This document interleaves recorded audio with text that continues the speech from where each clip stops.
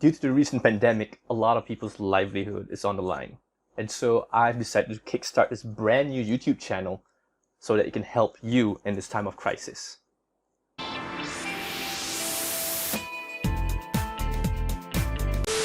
Hey guys, Adam here from Hustle Savvy, helping you to grow an audience online and build a business around your skills and passion. If you're new here, hit that subscribe button and the bell icon so that you won't miss any videos that I upload. There's a lot of fear and uncertainty right now. Everyone's afraid of what will happen to the global economy moving forward. And even right now, there's a lot of businesses being impacted by this pandemic. But rather than being crippled by the things that you can't control, what about we shift our mindsets and focus on the things that you can control? You see, the internet has democratized a lot of things. And a lot of the things that we cannot do a decade ago or 5 years ago are just way easier to do right now. There's so many new opportunities. Whatever your situation is, I want to share with you some of the tricks and tips that I've learned about making money online and turning into a proper business. And hopefully that can help you in this time of dire need. Or at the very least, if you're not impacted directly, your job is in the essential services, maybe you can make a little extra money during this time. Now, a quick note, these are not get-quick-rich schemes. I don't believe in those things and I will never teach those things. These are the kind of activities and systems and businesses that you have to build, and they take a lot of time and effort. However, when done right, they can scale pretty well and they can provide multiple different income sources that will give you more stability in the future and give you more flexibility to decide how you want to proceed in your business moving forward. And the thing to note is that a lot of these activities that I would recommend are quite easy to set up, and also they require little to no cost upfront. So the risk is then lowered for you. These are not in any particular order, so let's get into it. Okay, the first tip I have is to start a freelance gig. Whether you're a graphic designer, a web designer, programmer, you can actually work remotely and get clients still and fulfill their needs from the safety of your home. So you might have heard of a few websites. I'll name a few. One of them is Fiverr.com. The other one is Upwork. In these marketplaces, they're basically a system in place where you create a profile where then people bid on your projects based on whatever portfolio you've done in the past. So you can show off your previous work, you can set up your rates. And in the beginning, I think a lot of people would always go with the lower rates and build themselves up. Once they have enough portfolio, they can start charging higher and higher. These platforms take a cut from whatever commissions that you get. And if you ask me, that's pretty fair if you do not have an audience yet, if you don't have a client list yet. You need to get started somewhere. So I suggest if you're a freelancer, get your profile up and then play around with the settings, see what other freelancers are doing on these networks, and just give it a try.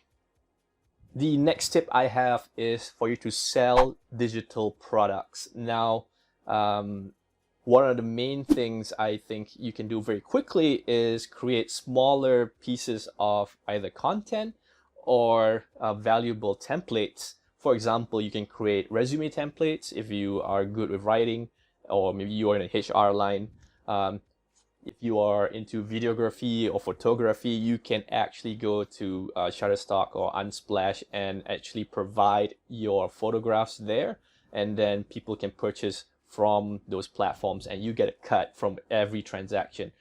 Put it this way, look at all the things that you have already, whatever skills that you have, think about how you can transform parts of those skills into small bite-sized files or products, and that way you can then find the different marketplaces that will allow you to sell these things. And it can be a little bit passive once you set it up, and you can just keep testing the different products or the different files that you can create and see from there who would want to buy them and what else would they like to have. Especially if you don't have an audience yet, you can start building a list of customers who might be interested in your other services. And so this is a great way for you to kickstart something and taking advantage of the existing assets you might have, especially digital assets. And also is a bridge for you to kind of open up more opportunities with potential customers and clients. Okay, a more so-called passive way of earning income online is from YouTube and Google Ads.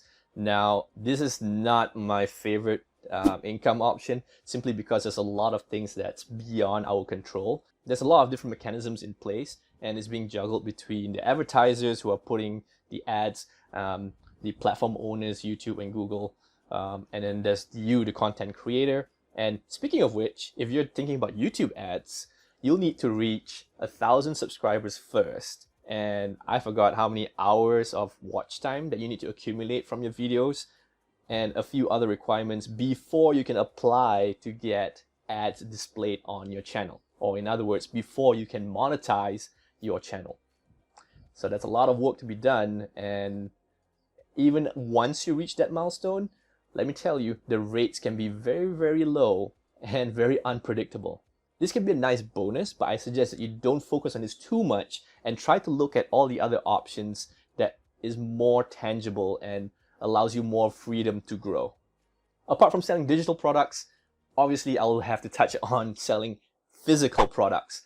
Places like eBay have already started back in the old days. Amazon, if you're in Malaysia, Lazada and Muda and Shopee, like there's all the different e-commerce sites that you can start a store and then figure out what kind of products you want to sell and start selling them. Now, it could be a huge undertaking. I understand that. Like, you need to figure out how these platforms work from seller's perspective. You need to figure out what kind of rules and policies you need to abide to.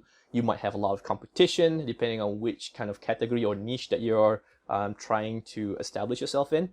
However, a quick way to get started is to actually sell secondhand items. So that way you can at least get some practice, some warm-up. You can start figure out how you want to deal with customer support. This is one of those things that you'll have to face as you're trying to sell things online anyway, and that's a good place to start. Sell secondhand items. There's a lot of stuff here that I don't own, but I guess I should sell them. Speaking about selling products, what if you don't have anything to sell, or maybe you don't have enough budget to kind of buy things in bulk? You can try affiliate marketing.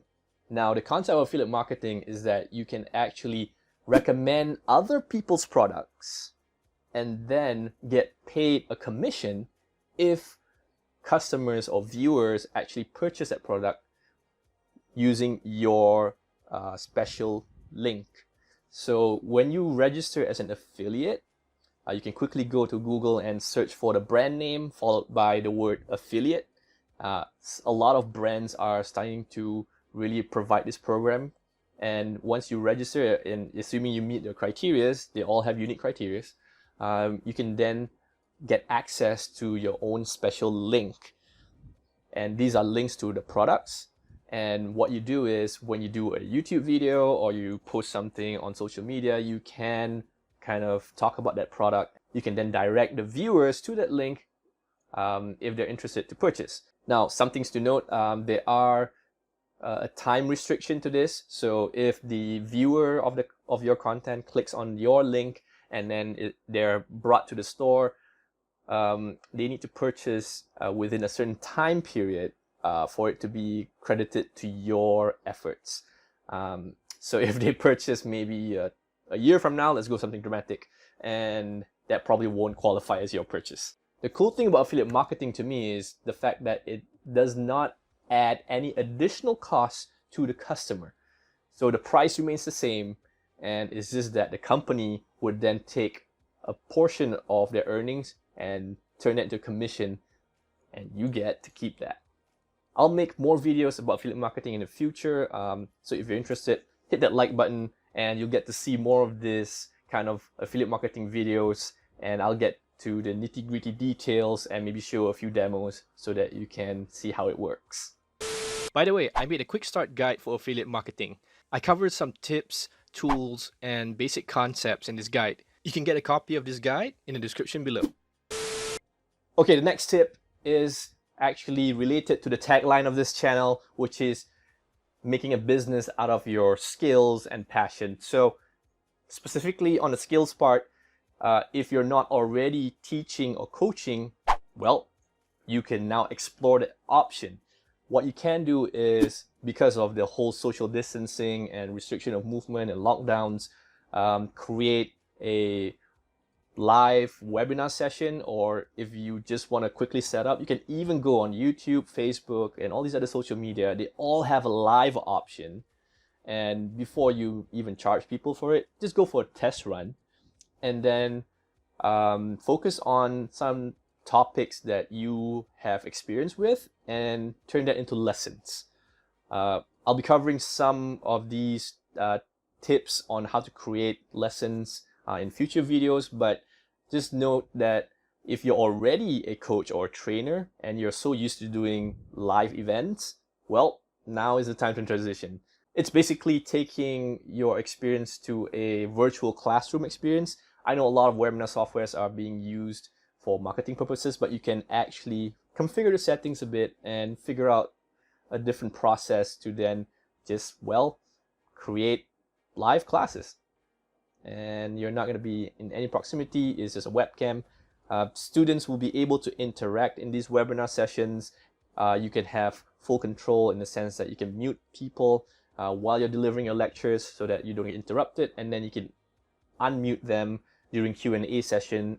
And there are other features. I won't go through all of them in this video, but at least now you have an option to go online. If you need help with this though, do reach out to me. There'll be a link in the description below. I'll be able to help you and provide some guidance in terms of setting things up and also the best practices.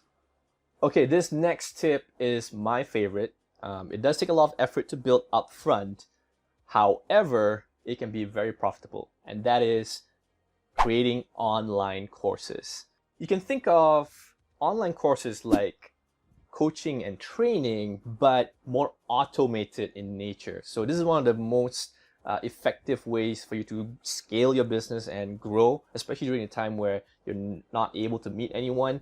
And my previous example on creating webinars and coaching directly is pretty great, but you know, you're going to be reserved based on how many slots you have per day, per week. With online courses, you just record it once, and then you can add templates to it, attachments, and valuable things like PDFs and worksheets as supplementary learning materials, and let it just run forever. So think about it this way: students can enroll to your online course and they're not time-bound. They can be anywhere in the world, and your so-called online course shop is open 24/7. So you'll be getting money even when you're sleeping. Now, if you're just starting out, I would recommend that you go through marketplaces that sell online courses, such as Udemy and Skillshare. If you already have a huge following, well, you can already start looking into how you can create and host your online courses on your website. There are some tools and software solutions out there that can help you to create your own courses without having to code, and that's really, really, really helpful. A topic for future videos for sure. And really, this is a prime example of how you can take your existing skills and knowledge and really turn it into a product that's scalable, and you can monetize it. And when you look at certain online courses, depending on which niche and industry you're in and the quality of the instructor themselves, they can charge in the thousands, right? And so it is a very, very viable business model. Question of the day: which of these business models are you most interested to try out?